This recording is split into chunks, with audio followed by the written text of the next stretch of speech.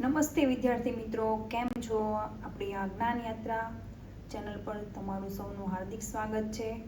આજે આપણે ધોરણ 5 વિષય ગુજરાતી પેજ નંબર 9 પ્રશ્ન નંબર 22 થી આપણે જોવાનું છે, બરાબર?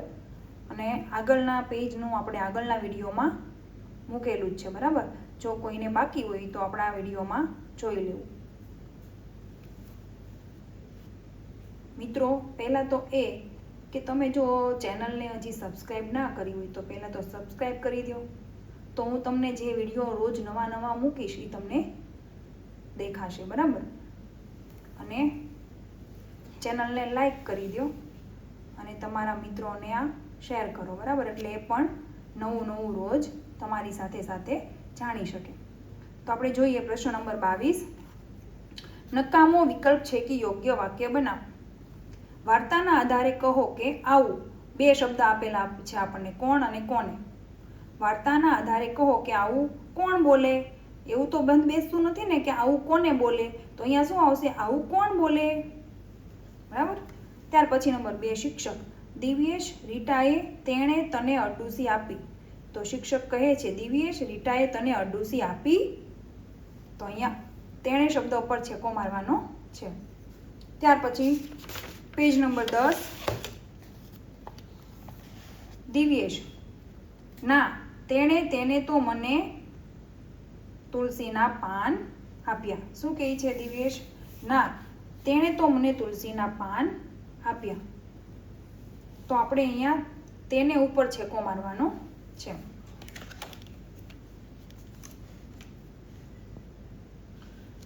તમે પ્રીતિનું ચિત્ર જોયું? આ વખતે તેણે તેને ભૌમિતિક ભાત દોરી છે. તો આપણે એ વાક્ય જ્યારે બોલીએ કે તમે પ્રીતિનું ચિત્ર જોયું, આ વખતે તેણે ભૌમિતિક ભાત દોરી છે, તેને નહીં આવે તો આપણે તેને ઉપર શું કરવાનું છે? છેકો મારવાનો છે.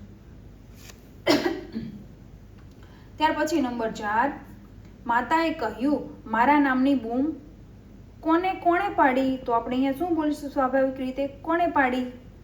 મને હું આવતી જ હતી. હું આવતી જ હતી. તો આ વાક્યમાં કોને અને મને ઉપર છેકો મારવાનો છે. નંબર 5, આ વાર્તા કોણે વાંચી છે. તો આપણે શું કહીએ કે આ વાર્તા કોને વાંચી છે, એવું ના બોલીએ. આપણે શું બોલીએ કે આ વાર્તા કોણે વાંચી છે. તો કોને ઉપર છેકો મારવાનો છે. કોને વાંચવાની બાકી છે. તો આમાં પણ કોને ઉપર છેકો મારવાનો છે. ત્યાર પછી નંબર 6, જયેશે પૂછ્યું નરેશ, મને તને પેન્સિલ આપીશ. નરેશ, તું મને પેન્સિલ આપીશ. આપણે એવું કહીએ તો આમાં તને પર છેકો મારીશું. મને ભૂલી ગયો છું. મને ઉપર છેકો. ત્યાર પછી નંબર પ્રશ્ન 23, કૌંસમાંથી યોગ્ય વિકલ્પ પસંદ કરી ખાલી જગ્યા પૂરો. જોડી કાર્ય. આપણે આની અંદર કોને, કોણ, કોની, કોનું, કોના, કોઈ, શાનો, શાનું, શાની, શાના, શા, આપણે આની અંદર જે બંધ બેસતું હોય આપણે બોલતી જવાનું છે વાર્તા, અને જે બંધ બેસે તે શબ્દ મૂકતો જવાનો રહેશે. ફટાફટ બધું નક્કી કરી દઈએ. રાધા કે રાગિણી? કેપ્ટન કોને બનાવીશું? અહીંયા કોને આવશે. અને હા, સાધનોય ભેગા કરવાના છે. કોઈ પાસે સ્ટમ્પ્સ છે, કોઈ પાસે નથી. તો પછી કોણ બનાવી લાવશે? જે બનાવે તે. લાકડીઓ સરખા માપની રાખે. બેટ કોનું લઈશું? સમીરાનું બેટ નવું જ છે, તે જ લઈ જઈએ ને. અને હા, સૌથી અગત્યની વાત, આપણી સાથે કોના મમ્મી કે પપ્પા આવવાના છે. અહીંયા જુઓ કોના આવશે, બરાબર? કોણા નહીં, કોના. અરે કોઈ જવાબ તો આપો. તમે બોલવા દો તો કોઈ જવાબ આપે ને.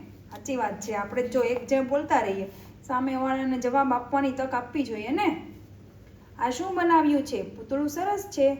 તે બનાવવા કોનો ઉપયોગ કર્યો, અથવા તો શાનો ઉપયોગ કર્યો? અહીંયા શું આવશે? અથવા તો શાનો ઉપયોગ કર્યો?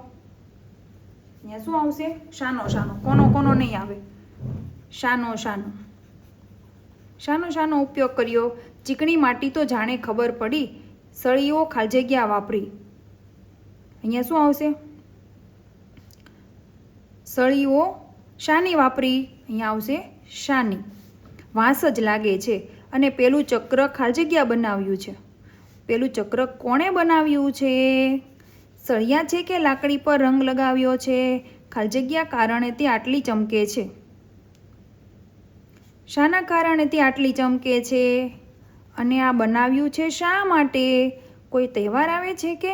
કહો તો ખરા. શાની મૂર્તિ અથવા તો પૂતળું છે? કોઈ કહો તો ખરા.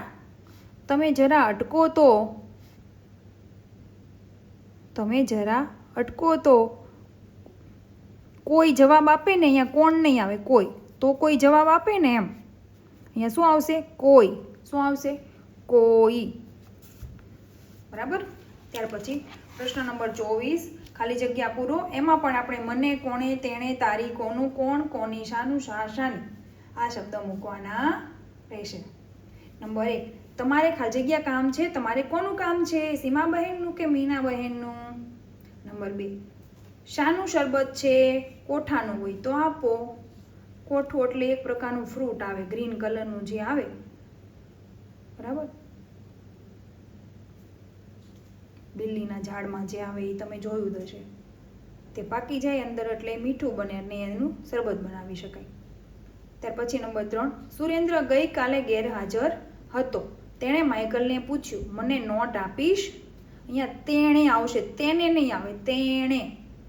તેણે માઇકલને પૂછ્યું, મને નોટ આપીશ? નંબર 4, ખાલી જગ્યા સીતાફળ ખૂબ ભાવે. એક સાથે 4 ખાઈ જાઓ તો મને સીતાફળ ખૂબ ભાવે. બરાબર. નંબર 5, આ ચોપડી હિનાની નથી તો કોની છે? તમને ખબર છે એ ફિલ્મમાં કોની વાત આવે છે? ચંદ્ર પાર જતા રોકેટ અને ઢીંગલાની. આટલી બધી ગભરાય છે શા માટે? અહીંયા માટે તો લખેલું જ છે એટલે તમારે અહીંયા માટે લખવાનું નથી. અહીંયા ખાલી શા લખવાનું છે. શા માટે? હું તારી સાથે તો છું. હરેશની ટીમમાં કોણ કોણ રહેશે? અજયની ટીમમાં કોને કોને રહેવું છે? હરેશની ટીમમાં કોણ કોણ રહેશે? અજયની ટીમમાં કોને કોને રહેવું છે? બરાબર.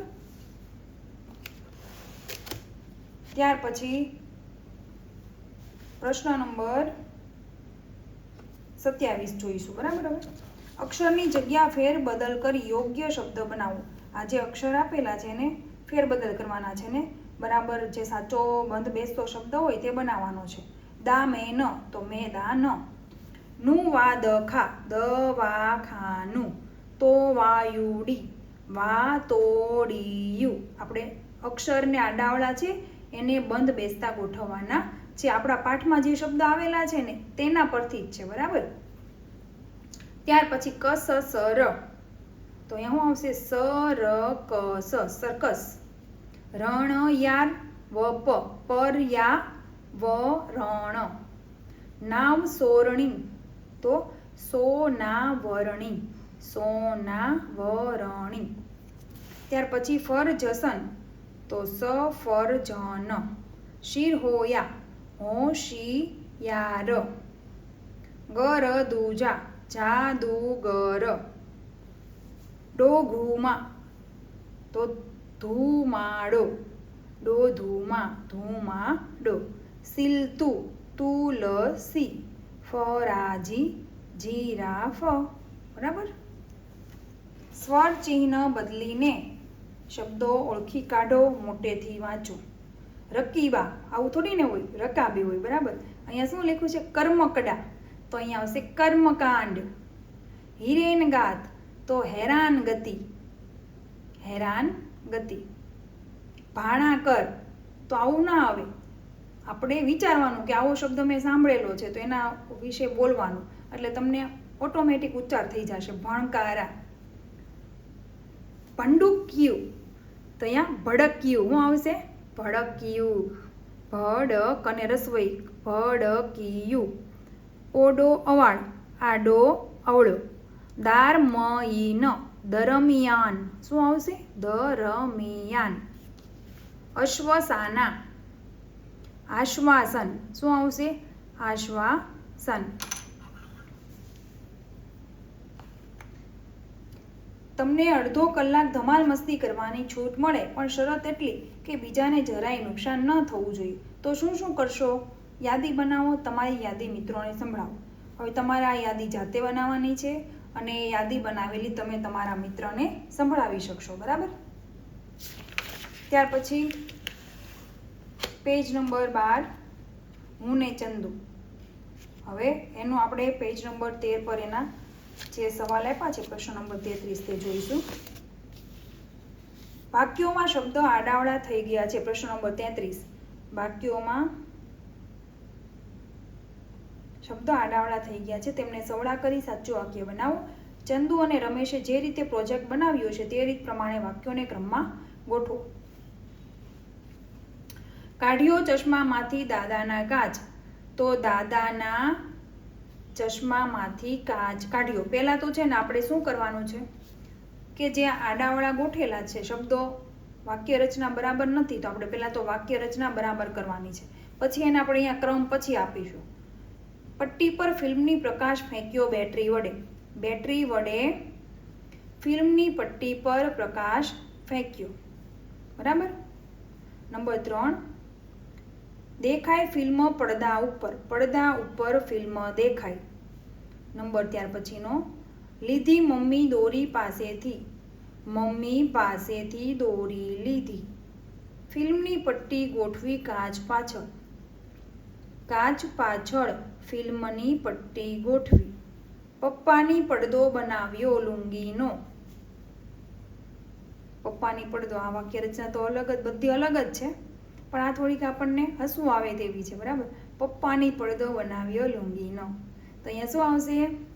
પપ્પાની લુંગીનો પડદો બનાવ્યો. હવે આપણે ક્રમમાં ગોઠવવાનું છે. તો હવે આપણે આ લખી દીધું, તો હવે સૌથી પહેલું કયું આવશે? આપણને આ સ્ટોરી પરથી જે છે હું ને ચંદુ જે કાવ્ય છે એની સ્ટોરી પરથી આપણે આના ક્રમ આપવાના છે. તો સૌથી પહેલો ક્રમ આવશે કે મમ્મી પાસેથી દોરી લીધી. તો અહીંયા આવશે 1 નંબર. ત્યાર પછી આવશે પપ્પાની લુંગીનો પડદો બનાવ્યો. નંબર 2. દાદાના ચશ્મામાંથી કાચ કાઢ્યો. નંબર 3. કાચ પાછળ ફિલ્મની પટ્ટી ગોઠવી. નંબર 4. બેટરી વડે ફિલ્મની પટ્ટી પર પ્રકાશ ફેંક્યો. અહીંયા આવશે નંબર 5. બરાબર. સમજાઈ ગયું? તો આપણે આજે પેજ નંબર 13 સુધી જ રાખીશું. બરાબર. અને ત્યાર પછીનું આપણે નેક્સ્ટ વિડીયોમાં જોઈશું. મિત્રો, જો ચેનલને લાઈક ના કરી હોય તો લાઈક કરી આપો. અને વિદ્યાર્થી મિત્રો, જો આપણી આ જ્ઞાન યાત્રા ચેનલને જો હજુ સુધી સબસ્ક્રાઈબ ના કરી હોય તો સબસ્ક્રાઈબ કરી દો, જેથી તમને સરસ મજાના વિડીયો રોજ નવા નવા મળતા રહે. અને તમારા મિત્રોને આ વિડીયો શેર કરો, જેથી તે પણ જાણી શકે. બરાબર. તો આજે આપણે આટલું જ રાખીશું. Thank you.